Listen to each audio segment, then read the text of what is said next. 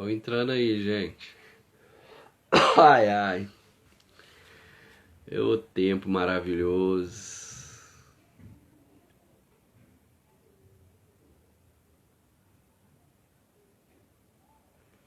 Vamos ver se o pessoal vai entrar, né?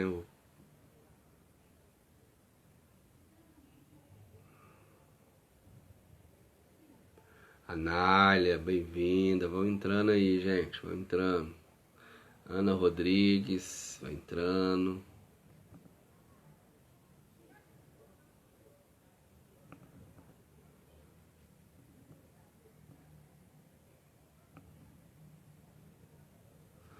Márcia, Nice, Luciana, Anália, oba, todo mundo voltando.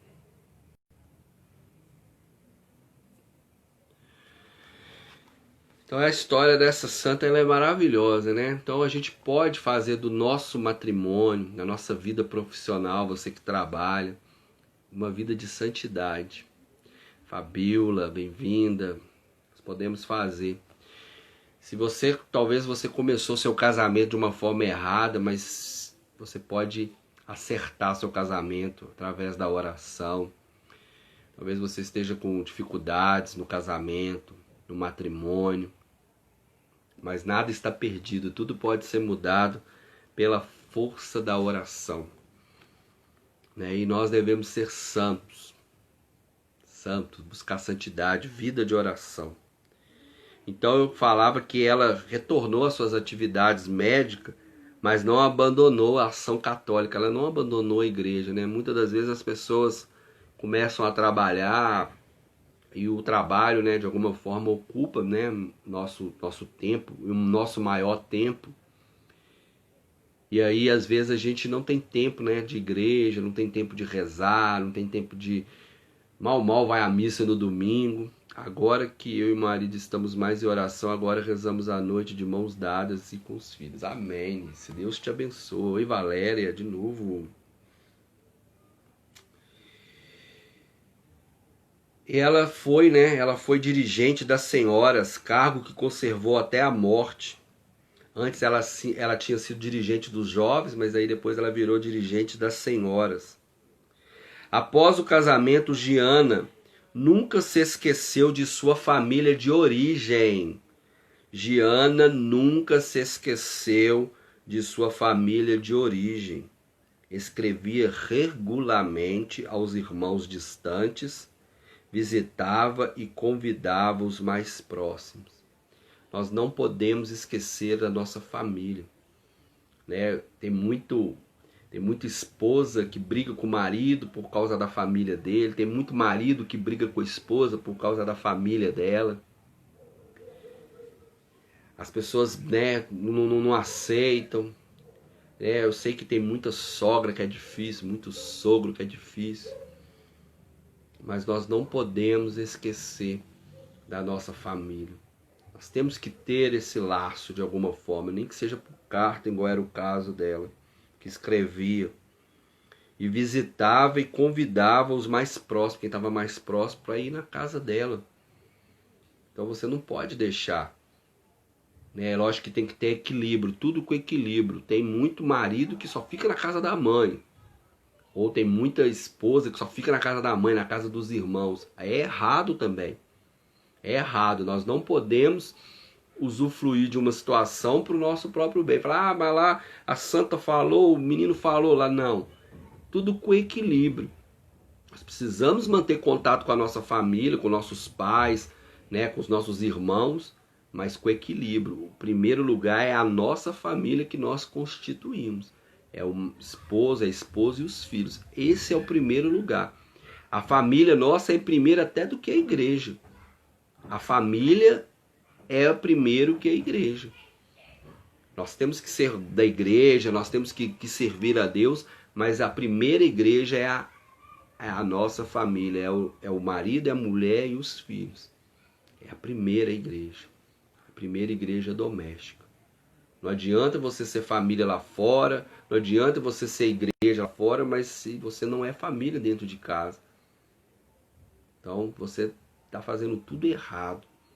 Então tudo na vida é um equilíbrio, nós temos que ter equilíbrio. Então é lógico que você vai visitar sua mãe, você vai visitar seu pai, você vai visitar seus irmãos, sua mãe vai na sua casa, seu pai vai na sua casa, seus irmãos vai na sua casa, mas com equilíbrio, sua sogra, o seu sogro, tudo com equilíbrio. Tudo nos momentos certos, nas horas certas, nada com exagero.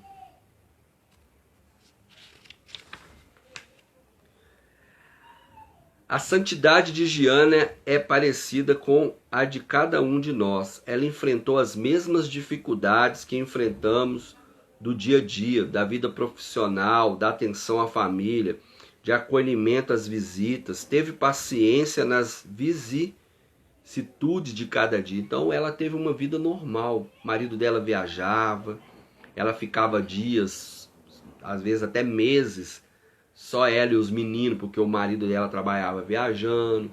Tinha época que ela deixava os meninos com a sogra, né, com a avó dos meninos, e ela viajava, os dois viajavam junto, porque o trabalho dele, ele viajava muito. Ele sempre estava viajando. Ela teve dificuldade com os filhos, né? Os filhos foram nascendo, ela foi tendo os filhos, teve o primeiro, o segundo, o terceiro filho. Teve algumas dificuldades, normal, igual nós. Mas ela nunca deixou de perder a santidade. Pelo contrário, ela teve muita paciência, ela teve muito cuidado, né? Ela teve muito cuidado com seu marido, com seus filhos. E aí, meu caríssimo Pietro, os nossos 3 queridos anjinhos dormem depois de terem caminhado, brincado, esquiado. Isso, ela já tinha 3 filhos e ela escrevendo para ele estava viajando. Essa noite estavam cansados. Meu querido Pietro, quanto penso em você.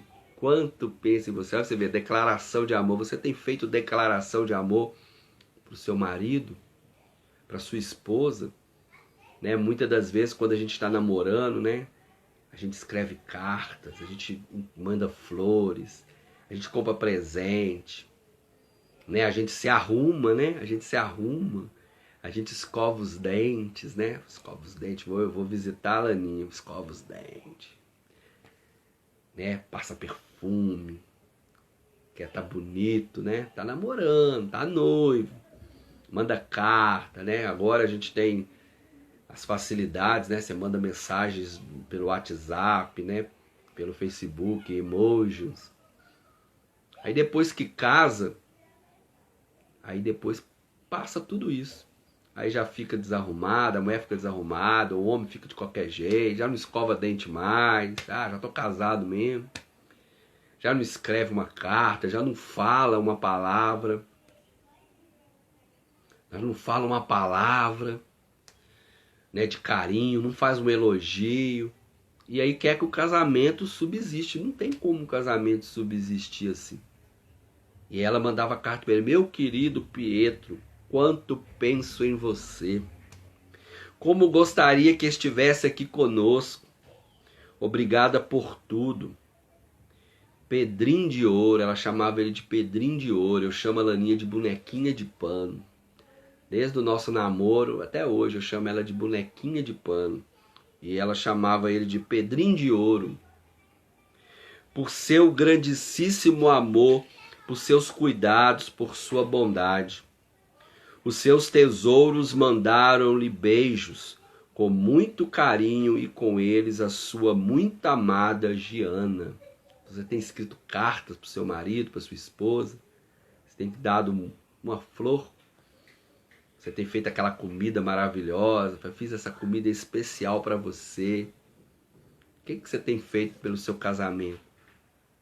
O que você tem feito pelo seu marido, pela sua esposa? Estimulada pelo amor e pela alegria, Giana queria mais um filho. Então ela levava a sério mesmo, né? Crescei e multiplicai. Ela estava multiplicando mesmo. Ela estava multiplicando mesmo, né? Não tinha medo, não. Após a terceira gravidez, segundo o testemunho do irmão, Dr. Ferdinando, que a tinha sob seus cuidados, ela teve 2 abortos espontâneos. Então, depois do terceiro filho, ela teve 2 abortos espontâneos, cuja causa não se chegou a determinar. No segundo mês, no entanto, na parede lateral direita do útero apareceu um fibroma. Pelo qual se tornou necessária uma primeira internação no hospital de Monza, em setembro de 61. Para o avanço da medicina da época, era suficiente um aborto para eliminar todo o risco. Mas Giana se opôs. Isso é santidade, gente. Giana se opôs. Ela sabia de tudo o que estava acontecendo e os riscos aos quais se expunha. Mas a sua vocação de mãe e de médica era promover a vida e não sacrificá-la. O médico-chefe da clínica de Monza, Dr. Vitali, limitou-se por isso a extrair o fibroma e Giana pôde voltar para casa após 2 ou 3 dias. Mas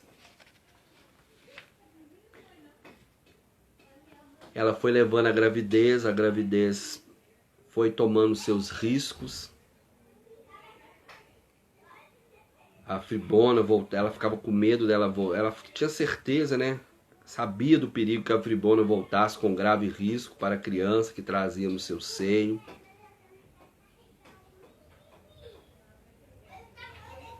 Mas ela sempre repetia, Giana repetia decidida: esta será uma gravidez difícil e deveremos salvar a criança ou a mãe. Deveremos salvar a criança ou a mãe. E eu quero que salve o meu filho. E eu quero que salve o meu filho. Ela falava isso. Se tiver que salvar eu ou a criança, salve a criança, salve o meu filho. É ela que eu quero que seja salva. E levou a gravidez. Ela poderia ter feito o aborto, viver, poderia engravidar de novo. Mas será que ela seria verdadeiramente feliz? A fé na providência, no entanto, dava-lhe força para sempre ter esperança. Uma única vez, segundo a irmã Zita, foi superada pela dor. Chegava, no entanto, o dia do parto, e com o nascimento da criança deveria desaparecer toda a ansiedade.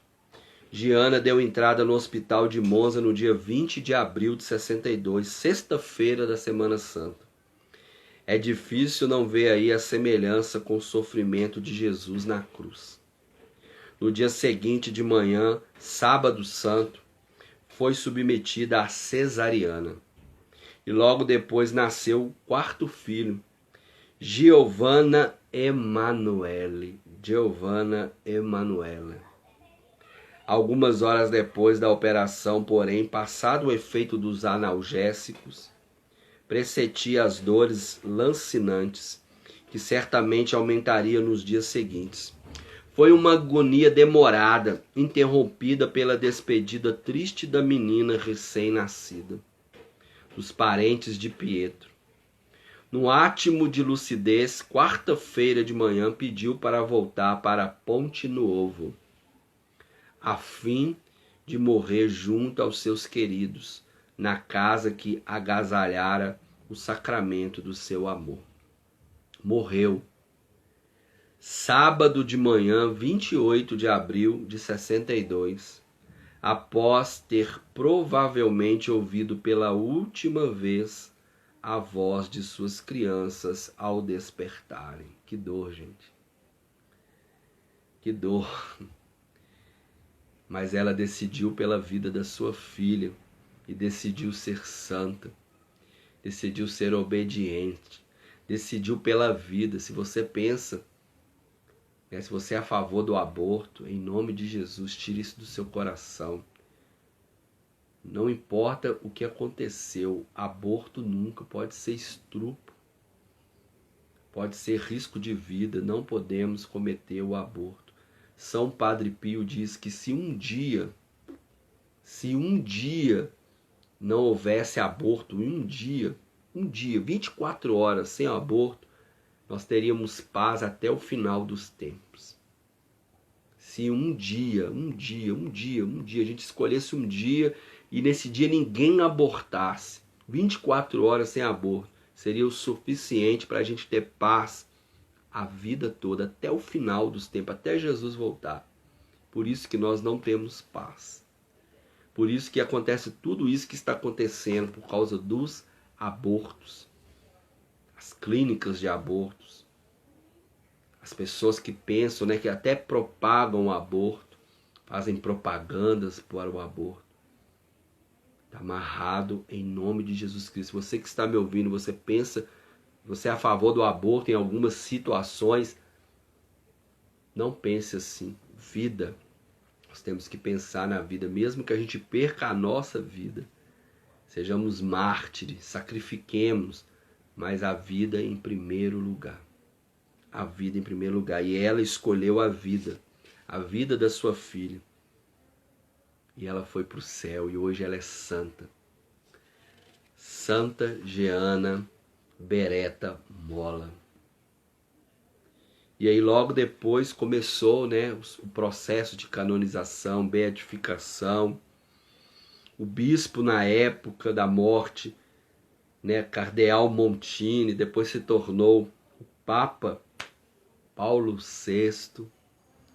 Então ele se interessou pela vida dela, começou a estudar a vida dela. E aí foi fazendo os processos de beatificação, né, de beatificação, de canonização. E aí em 92 se reconheceu, em 91 o decreto sobre a heroicidade da virtude, em 92 o reconhecimento do milagre. Então para a pessoa se tornar santa tem que haver, né, se não for mártir, né, tem que haver 2 milagres. Então houve um milagre em 92, 24 de abril de 94, na solene proclamação de beatificação por João Paulo II, naquela ocasião declarou o cardeal Martini: o exemplo de Jeana Beretta Molla, a qual se junta o de outras mães de ontem e de hoje, é um sinal de esperança e um estímulo para as famílias cristãs e para todos nós. E em 2004 ela se tornou santa, foi canonizada por Papa João Paulo II e é Santa Jeana Beretta Molla, que intercede por cada um de nós, que intercede pelo seu casamento, que intercede pela sua vocação de mãe, pela sua profissão, pelo seu dia a dia, porque no dia a dia nós podemos ser santos. Sede santos, porque o vosso Pai Celeste é santo. E aí, a história dela é muito bonita, né? Depois você pode buscar mais, aprofundar na história dela e que ela seja uma inspiração para você. Você que é casada, você que é mãe, você que é profissional, você que vai casar, você que talvez não pensa em ter filhos, ou você pensa em ter poucos filhos, você que pensa no aborto como solução, que ela te inspire a você ter uma vida de santidade, a você se dedicar ao seu marido, a você se dedicar à sua esposa, a você se dedicar aos seus filhos, a você deixar Deus agir, se for da vontade de Deus que você tenha 2, 3, 4, 5 filhos, seja a vontade de Deus. Se não for, amém, mas que você esteja nas mãos de Deus e não você decida, eu quero ter 1, pronto, acabou, quero ter 2, pronto, acabou. Não, que Deus decida, você esteja nas mãos de Deus, que você que é profissional, principalmente as mulheres, né? Você que trabalha fora, você possa trabalhar fora, mas não esqueça da sua essência, que é a família. Não esqueça dos seus filhos. Não esqueça do seu marido, não esqueça da sua casa, do seu lar. Ah, mas eu trabalho o dia todo, já tenho que lavar roupa, tenho que passar roupa. Que é uma dedicação. A filha estava presente, com certeza, na canonização dela, a filha dela, né? Que ela salvou a filha dela. Então, que você se dedica à sua família. Você quer trabalhar fora? Amém, trabalha fora. Mas não esqueça do primeiro, que é a sua família, que é a igreja doméstica, a sua casa. Você precisa trabalhar, ou você quer trabalhar, você precisa ajudar seu marido nas economias, amém. Mas não esqueça do primeira coisa, é o seu filho, é sua filha, seus filhos, é o seu matrimônio, é seu marido, é sua casa, é o seu lar. Né? Você precisa ter isso no coração. Você precisa ter isso no coração, de lutar pela vida e não pela morte ou aborto. Que Deus mude, se você tem esse pensamento, que Deus mude a sua cabeça. Você seja pró-vida, não pró-aborto. Né? É uma história inspiradora, né? Que você possa se inspirar nela. Você possa inspirar nela para você ser santo no seu dia a dia, na sua casa, entre a sua família. E você precisa levar o seu marido, você precisa levar a sua esposa para o céu. Quando você chegar lá, Deus vai te perguntar: cadê o seu marido? Cadê a sua esposa? Cadê seus filhos? Cadê a sua família? Ele não vai te perguntar dos seus diplomas. Ele não vai perguntar seu diploma, ele não vai perguntar quantas faculdades você fez, quantos carros você teve, quantos apartamentos você teve, quantas viagens você fez. Jesus não vai perguntar isso para você, vai perguntar: cadê seu marido? Cadê a sua esposa? Cadê seus filhos? Cadê seu pai, sua mãe? Cadê a sua família? Aonde está a sua família? É isso que Jesus vai perguntar para você. E você precisa responder. Ele não vai querer saber quantas faculdades você fez. Se você fala quantas línguas, você já viajou para o mundo inteiro.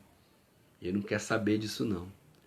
Jesus quer saber da sua família. Jesus quer saber da sua casa. Jesus quer saber da sua santidade. E é isso que você tem que lutar dia após dia, pela sua santidade, pela sua vida de oração.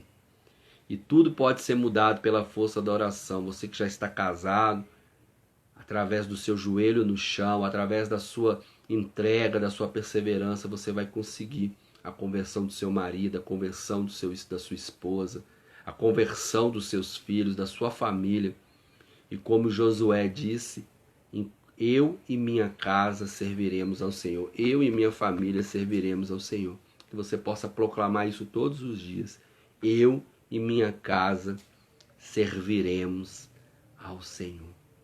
Muito obrigado, você que rezou comigo. Passei do horário, não tem jeito, é muita coisa. E olha que eu ainda deixei de falar muita coisa. Mas o importante é o Evangelho chegar nos seus corações. Amém? Amanhã, dia 11, é dia de São Bento. Dia de São Bento. Então nós vamos falar sobre São Bento. E quem vai falar sobre São Bento é a Isabela, do grupo jovem, dos grupos jovens do Jesus For de Água Viva, o Papo Jovem. Então amanhã ela vai rezar o texto, meio-dia, e ela vai falar sobre São Bento. Então não perca, reze com ela meio-dia, avise os jovens, né? Avise os seus filhos, coloque próximo dos seus filhos para os seus filhos ver uma jovem falando sobre o santo, falando sobre santidade, né? Então isso pode ser uma inspiração para tocar no coração dos seus filhos.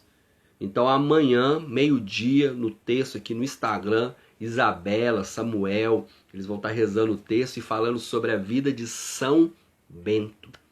E no domingo, meio-dia, é dia de Santa Zélia e São Luís Martã, os pais de Santa Teresinha do Menino Jesus. Olha que santidade, maravilha. E nós vamos falar sobre... Aí pede ela para amanhã acompanhar, então.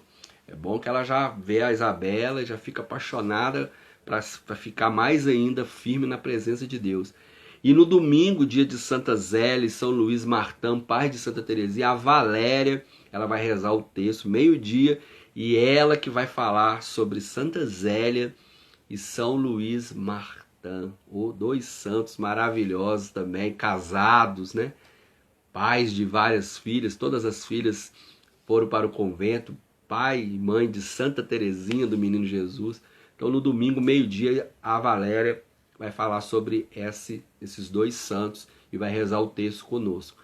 Então não deixe de rezar, não deixe de acompanhar. Reginaldo, então, pede ele amanhã para participar, rezar o texto e escutar a história de São Bento. A cruz sagrada seja minha luz, não seja o dragão meu guia. Retira-te, Satanás, nunca me aconselhe coisas vãs. É mal que tu me ofereces, bebe tu mesmo dos teus venenos. Amém. Então fique com Deus. Às 15 horas, o nosso texto da misericórdia com a Carol. 18 a gente fecha o texto, o rosário. Às 21 horas hoje, Marcelo Nepomuceno, cura e libertação. E meia-noite, se Deus quiser e Deus vai permitir, eu vou fazer a hora milagrosa. E eu vou fazer uma oração que era para até eu ter feito agora, mas eu vou fazer meia-noite. Que é das crianças abortadas. A oração das crianças abortadas. Então, se você teve abortos espontâneos, ou você provocou um aborto, ou você conhece alguém que passou por essa situação, por essa realidade de abortar, de ter abortos espontâneos, ou abortou mesmo, que quis abortar, nós vamos fazer uma oração meia-noite para as crianças que foram abortadas, e pelas mães que abortaram. Uma oração de cura e libertação. Então, meia-noite nós vamos fazer essa oração, que você possa participar meia-noite na hora milagrosa para você receber esta oração de cura e libertação. E se você não teve aborto, não abortou, reze também. Talvez você pense em alguém que você saiba e você possa interceder por ela. Amém? Um beijo para todo mundo, fique com Deus e até às 15 horas nosso texto da misericórdia. Um abraço.